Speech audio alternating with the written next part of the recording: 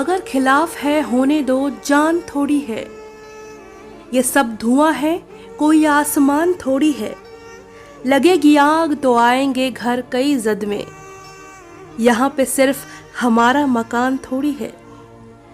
मैं जानता हूँ दुश्मन भी कम नहीं, लेकिन मैं जानता हूँ दुश्मन भी कम नहीं, लेकिन हमारी तरह हथेली पे जान थोड़ी है। रूह को राहत देने वाला शायर अब हमारे बीच नहीं रहा। अब वो रुखसत हो चला है एक ऐसे डगर पर जहां से वापस लौटना नामुमकिन है। मशहूर शायर राहत इंदौरी साहब हम सब के बीच नहीं रहे। इंदौर के औरबिंदो हॉस्पिटल में उन्होंने अंतिम सांस ली। कोरोना की वजह से 70 साल की उम्र में राहत साहब का निधन हो गया है। दरअसल उन्हें दिल का दौरा पड़ा था, जिसके चलते कल उन्होंने इंदौर के एक प्राइवेट हॉस्पिटल में भर्ती कराया गया था और कोरोना का इलाज भी चल रहा था। शायर राहत इंदौरी कोरोना वायरस पॉजिटिव पाए गए थे। राहत इंदौरी साहब का दिल का दौरा पड़ने से मंगलवार को निधन हो गया। वे कोरोना वायरस से संक्रमित थे, जिसके उपचार के लिए उन्होंने मध्य प्रदेश के इंदौर में 10 अगस्त की देर रात औरबिंदो अस्पताल में भर्ती कराया गया था। राहत इंदौरी के बेटे सतलज ने इस बात की जानकारी दी। बाद में खुद भी राहत इंदौरी ने इस बारे में ट्वीट किया था। कोरोना कमांडोज का हौसला बढ़ाएं और उन्हें शुक्रिया कहें। उन्होंने अपने ट्वीट में लिखा, कोविड के शुरुआती लक्षण दिखाई देने पर मेरा कोरोना टेस्ट किया गया, जिसकी रिपोर्ट पॉजिटिव आई है। औरबिंदो हॉस्पिटल में एडमिट हूँ। दुआ कीजिए जल्द से जल्द इस बीमारी को हरा दूं।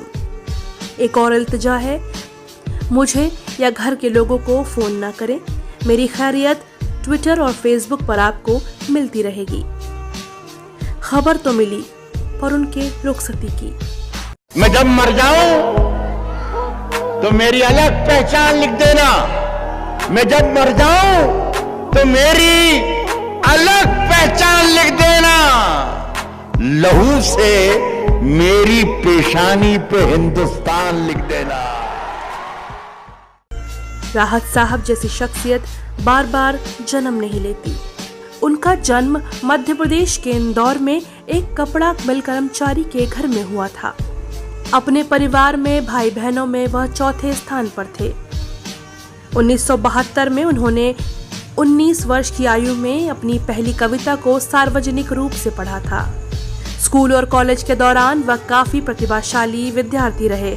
राहत साहब हॉकी और फुटबॉल टीम के कप्तान भी रहे थे। उन्हें देवी अहिल्या विश्वविद्यालय इंदौर में पढ़ाने के लिए एक प्रस्ताव मिला था।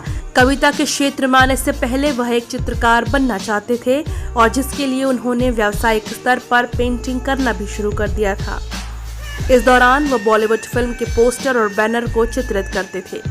उनके गीतों को 11 से अधिक ब्लॉकबस्टर बॉलीवुड फिल्मों में इस्तेमाल किया गया, जिसमें से एक मुन्ना भाई MBBS है। ऐसे समय में उनका जाना अत्यंत भाव विभोर करने वाला है। राहत साहब अब अपने फैंस के दिलों में रहेंगे। अलविदा राहत साहब। मैं जब मर जाऊं तो मेरी अलग पहचान लिख देना। मैं जब मर जाऊं तो मेरी अलग पहचान लिख देना। लहू से मेरी पेशानी पे हिंदुस्तान लिख देना।